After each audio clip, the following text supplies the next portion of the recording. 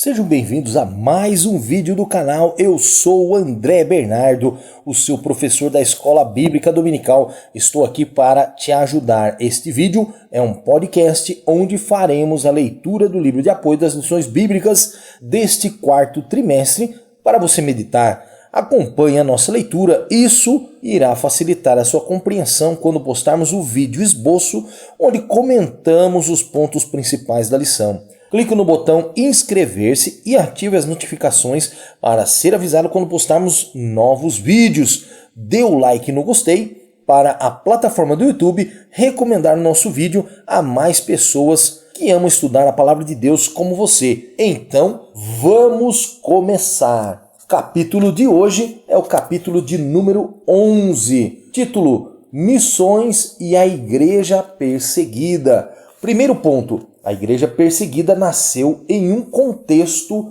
de perseguição. A palavra perseguição vem do latim per, através, e sequi, seguir, que dá a ideia de algo que nos segue opressivamente. A perseguição geralmente é uma tentativa constante e por muitas vezes sistemática para eliminar ou prejudicar o indivíduo perseguido. Pode empregar ou não meios violentos. A perseguição também pode ser mental. Estevão foi o primeiro mártir cristão e os agentes da perseguição foram os membros do Sinédrio, o mais alto corpo religioso e judicial de Israel, conforme escrito em Atos dos Apóstolos, capítulo 7, verso 52. O próprio Jesus predisse que os seus seguidores sofreriam muitas perseguições e aflições, conforme escrito em Mateus capítulo 5, verso 11 e o verso 44. Tanto os judeus quanto os romanos tiveram participação ativa na perseguição contra Jesus. Era tanto uma ameaça aos olhos dos religiosos judeus, como também uma alegada ameaça contra o poder político de Roma. O apóstolo Paulo foi um caso especial, conforme registrado em Atos capítulo 9, do verso 1 a 9, Filipenses capítulo 3, verso 6, primeira carta aos Coríntios capítulo 15, verso 32 e segunda carta aos Coríntios capítulo 11, verso 23. Ele foi perseguido pelos judeus, mas também por quem se dizia cristão, conforme se vê em vários textos da segunda carta aos Coríntios capítulo 11. A igreja em Esmirna tipifica a igreja cristã antiga que começou a ser oficialmente perseguida pelo Império Romano. As perseguições dos gnósticos contra a corrente principal da Igreja Apostólica são evidentes na história, tendo sido mencionadas na terceira carta de João, verso 9. Durante e após a era apostólica, 10 imperadores romanos estiveram envolvidos nas perseguições contra o cristianismo. Um período de terror que se prolongou até os dias de Constantino. Já no começo do século IV depois de Cristo, Nero foi o principal perseguidor imperial da igreja. Ainda no tempo dos apóstolos, foi ele o responsável pelo martírio de Pedro e de Paulo. Estes foram os 10 imperadores romanos perseguidores: Nero, Domiciano, Trajano, Marco Aurélio, Severo, Maximino, Décio, Valeriano, Aurélio e Diocleciano. Este, o último deles, reinou de 284 a 305 depois de Cristo.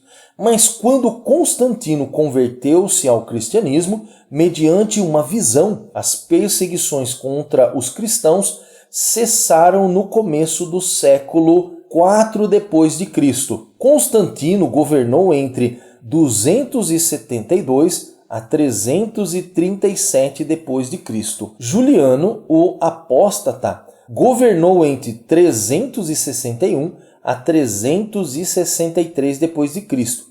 Renovou as perseguições, mas em muito menor escala, demitindo cristãos dos seus postos oficiais e proibindo-os de ensinar os clássicos. Esses exemplos de perseguições e aflições que Paulo suportou foram tirados da primeira viagem missionária do apóstolo Paulo à região da Ásia Menor, onde Timóteo morava. Paulo está convencido de que não há caminho fácil para os filhos de Deus e também todos os que piamente querem viver em Cristo Jesus padecerão perseguições, conforme escrito na segunda carta a Timóteo, capítulo 3, verso 12. O sofrimento na vida cristã pode ser mensurado desde a feição mais comum, como a caçoada, a crítica mordaz, o desprezo pelos amigos, pelos conhecidos e pelos membros próprios da família.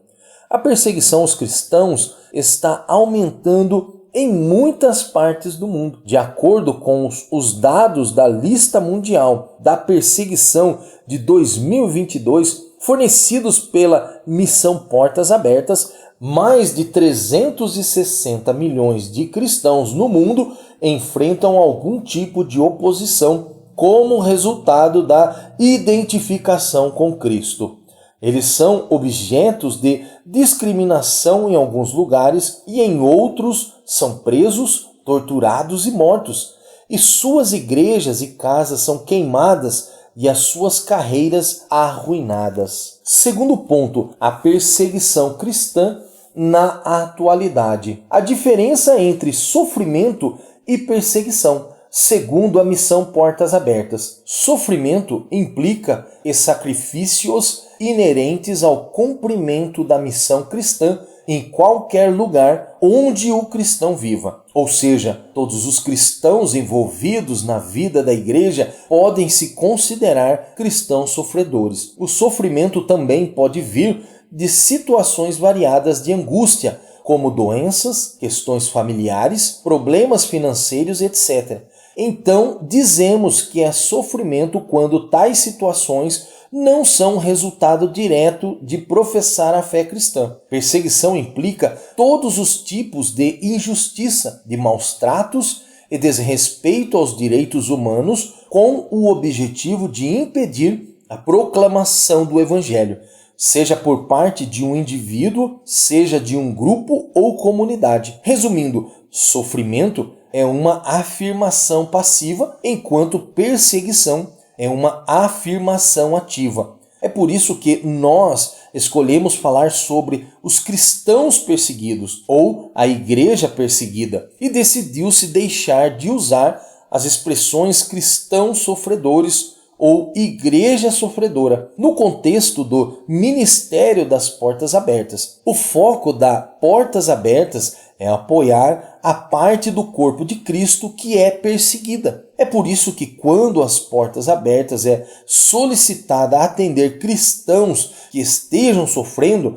mas não vivendo sob perseguição, ela busca o contato com alguma outra missão ou organização voltada a atender aquele tipo de fonte de sofrimento, reconhecendo assim a importância de que irmãos que estejam sofrendo recebam a ajuda adequada. Paulo compartilha com Timóteo que, apesar de estar preso, a palavra de Deus não está algemada, conforme a segunda carta ao Timóteo, capítulo 2, do verso 8 a 10. Lembra-te de que Jesus Cristo, que é da descendência de Davi, ressuscitou dos mortos, segundo o meu evangelho, pelo que sofro trabalhos e até prisões, como um malfeitor, mas a palavra de Deus não está presa. Portanto, tudo sofro por amor dos escolhidos, para que também eles alcancem a salvação que está em Cristo Jesus, com glória eterna. Desde os atentados de 11 de setembro de 2001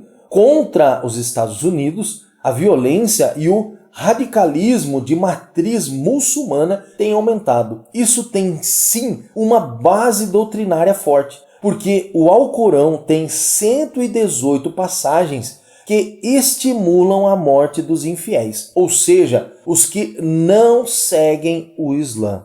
Segundo a classificação do portal Missões Portas Abertas, em primeiro lugar em perseguição mundial, a Coreia do Norte é apontada como a nação mais fechada para o Evangelho desde o início deste século. Terceiro ponto, como ajudar a igreja perseguida.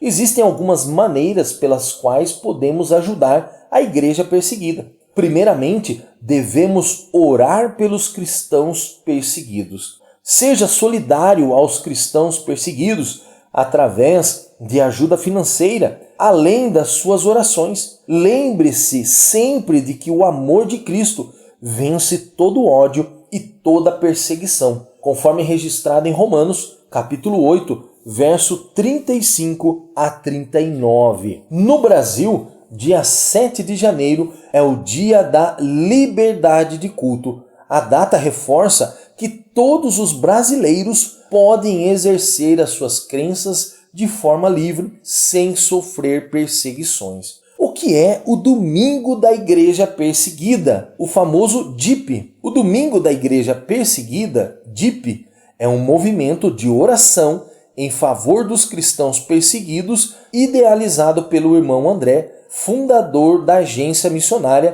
Portas Abertas. Atualmente, estima-se que mais de 360 milhões de cristãos enfrentam algum tipo de perseguição. Milhares de igrejas no Brasil participam do DIP por entenderem que um dos papéis fundamentais que exercemos como igreja em um país livre é interceder por nossos irmãos perseguidos, que não desfrutam da mesma liberdade de adorar sem medo. A oração é parte fundamental do trabalho missionário. O Senhor disse: "Pede e eu te darei as nações por herança", escrito em Salmo capítulo 2, verso 8. Logo, as nações pertencem ao Senhor. A oração coloca-nos na condição de intercessores da obra missionária, conforme registrado em Isaías, capítulo 62, do verso 6 a 10. Os muros do comunismo ateísta ruirão pelas orações dos crentes sofredores do lado de dentro e pelas orações missionárias intercessoras de guerreiros do lado de fora. Graças a Deus que está havendo um avivamento da oração entre os cristãos ao redor do mundo. Hoje, esse avivamento começou na América Latina e Coreia do Sul. E hoje, as casas de oração são centros de crescimento e testemunho cristão comuns na Índia. A oração é nossa arma mais poderosa contra os ataques de Satanás. Ela é uma arma secreta para os fiéis e que o inimigo não pode derrotar. Não há mais tempo a perder. Se você, leitor, está consciente da importância da oração pela obra missionária, não deixe para depois. Comece a interceder agora. Orai sem cessar. Registrado na primeira carta aos Tessalonicenses, capítulo 5, verso 57. Amém. Eu quero te agradecer por nos ter acompanhado na leitura deste capítulo do livro de apoio. Novamente eu te peço, inscreva-se em nosso canal e dê o like no gostei e deixe o seu comentário. Esperamos você na próxima semana para mais uma leitura na íntegra do próximo capítulo das lições bíblicas. Deus te abençoe e te guarde.